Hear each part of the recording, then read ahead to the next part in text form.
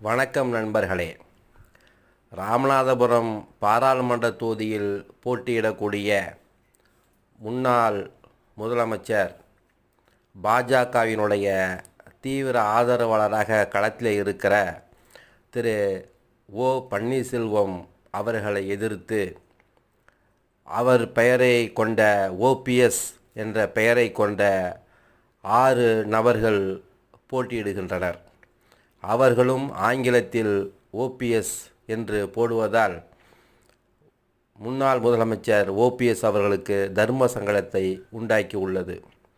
அங்கு எத்தனை ஓபிஎஸ் போட்டியிட்டாலும் பலாப்பழம் சின்னத்தில் போட்டியிடுகிற ஓபிஎஸ் தான் முன்னாள் முதலமைச்சர் ஓபிஎஸ் என்று வாக்காளர்கள் கவனத்திற்கு கொண்டு செல்வதற்கு பெரும் சிரமப்படுகின்றார் உண்மையான ஓபிஎஸ்.